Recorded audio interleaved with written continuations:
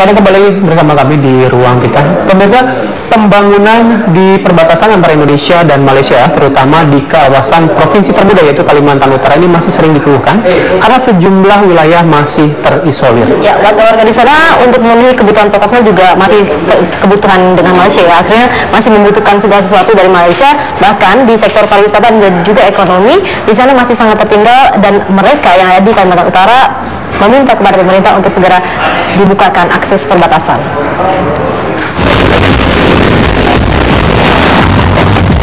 Berbicara tentang perbatasan seperti tak pernah ada ujungnya. Karena persoalan pelik perbatasan Indonesia dengan negara-negara tetangga kita memang jauh tertinggal.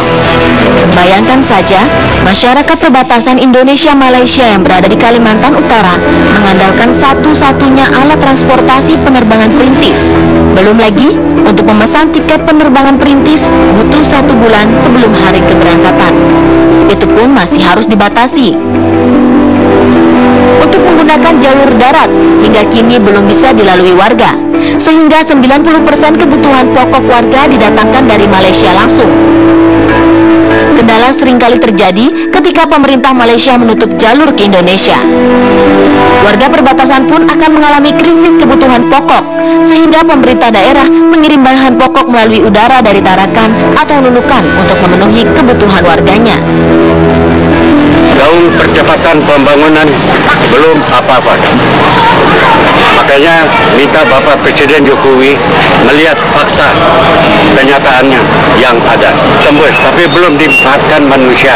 Mungkin nanti dilewati binatang seperti sejak kala. Jadi untuk berburu saja, Pak ya? Berburu saja. Berarti selama ini kalau pulang kampung, Pak, menggunakan apa, Pak, transportasinya, Pak? Hanya pesawat saja. Pesawat kecil. Pesawat kecil, Pak ya. Semua bandara juga belum memadai. Biayanya gimana? Biayanya cukup tinggi. Jadi warga kesulitan ya? Ya, kesulitan terus. Untuk mencegah krisis bahan pokok di perbatasan, Dinas Perhubungan berencana melakukan pembangunan infrastruktur, mulai dari darat, pelabuhan udara, dan laut. Perencanaan pembangunan perhubungan kita banyak ada studi-studi seperti studi bandara baru Kalimantan Utara, bandara-bandara di Pulau Subati kita studi, juga studi perubahan lokasi bandara Longlayu, dan juga ada pelabuhan yang akan kita bangun di Pesawan, ada KIPI di Tanah Kuning, kawasan industri dan pelabuhan internasional di Tanah Kuning, ada pelabuhan Bebatu juga kita rencanakan untuk dilanjutkan. Pembangunan jelas bisa membawa peningkatan bagi warga perbatasan, baik dari sisi ekonomi, pendidikan, dan pariwisata. Jalur utama masuk Provinsi Kalimantan Utara melalui Tarakan dan akan terhubung melalui jalur darat dengan seluruh wilayah di provinsi termuda ini. Secara perbatasan, khususnya perbatasan Krayan maupun perbatasan lainnya, kesulitan yang pertama adalah sembako. Karena sembako, untuk mengambil sembako ke wilayah Indonesia dengan transportasi udara mahal. Jadi satu-satunya jalan adalah melalui Malaysia. Dan Malaysia ini saat ini apabila ada sedikit persoalan yang baru-baru yang mungkin sudah di media sudah ditutup untuk distribusinya. Saat ini terutama Krayan sangat kesulitan. Kalau supaya dari Indonesia khususnya Kabupaten Nunukan terbatas anggarannya, dan juga kami mohon kepada pemerintah agar alokasi anggaran untuk wilayah perbatasan jangan seluruhnya di pesisir. Perbatasan yang sebagai sabuk pengaman juga harus diperhatikan. Dengan kendala, banyak kendala yang kita hadapi. Yang jelas ada juga kendala untuk mempercepat pembangunan ini, terkendala kita karena provinsi baru, kita terkendala dengan masalah lahan. Untuk transportasinya khusus kita terkendala karena geografis kita berupa perairan yang banyak, sehingga membutuhkan banyak pelabuhan-pelabuhan untuk di setiap lokasi pedesaan. Perbatasan adalah wilayah yang harus benar-benar diperhatikan oleh pemerintah. Bukan hanya persoalan pembangunan, tapi juga kesejahteraan dan nasionalisme warganya. Jangan sampai mereka lebih memilih negara tetangga demi kehidupan yang layak. Dari Tarakan, Kalimantan Utara, Muhammad Tahir, TV One mengabarkan. Ya, kabar ini agak santai sedikit karena kalau kita ke satu tempat ini, jangan lupa untuk menghirup kopi Aceh. Pernah coba? Saya tahunya kalau di kopi Aceh itu ada cara yang menghirupnya adalah dengan cara gelasnya dibalik tuh, terus baru pakai sedotan. Itu agak unik sih memang kalau di Aceh. Kita ajak pemirsa untuk melihat bagaimana sih sebenarnya pabrik kopi tertua di Aceh.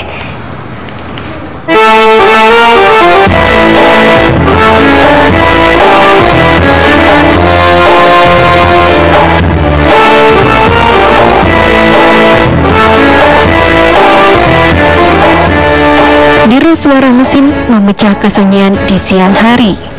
Bunyi tersebut berasal dari mesin penggorengan di sebuah bangunan berwarna coklat di tengah perumahan warga di kota Banda Aceh.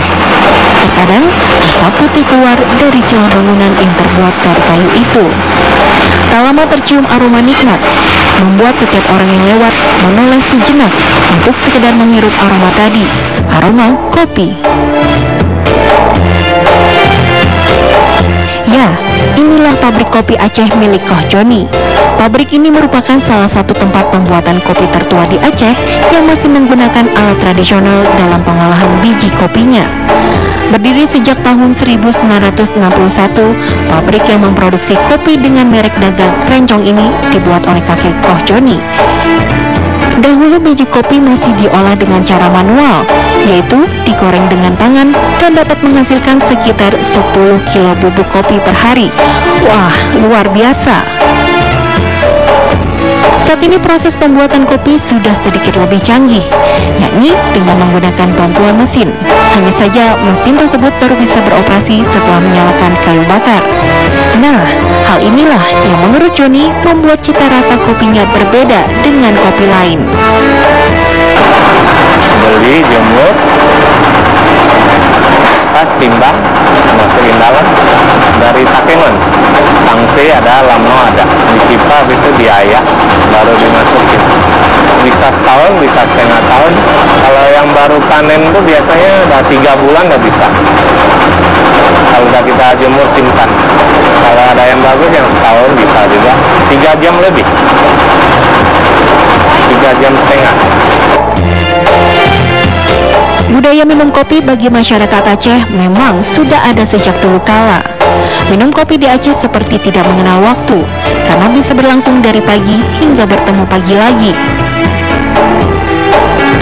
Kalau cita rasa kopi Aceh, saya rasa kalau untuk di luar kayaknya belum ada yang sama. Ada juga kopi-kopi yang model-model saset itu, tapi memang nggak bisa sama gitu. Kalau sehari itu kita di kantor aja mungkin bisa 3-4 kali. Saat ini cita rasa kopi Aceh sudah mendunia. Tidak sedikit produk kopi asal tanah Rencong ini diekspor keluar Indonesia, seperti ke Kanada, Helsinki, Finlandia, Tiongkok, dan Amerika. Dari Banda Aceh, Vivin Wizata, Samsul Rizal, TV One mengabarkan.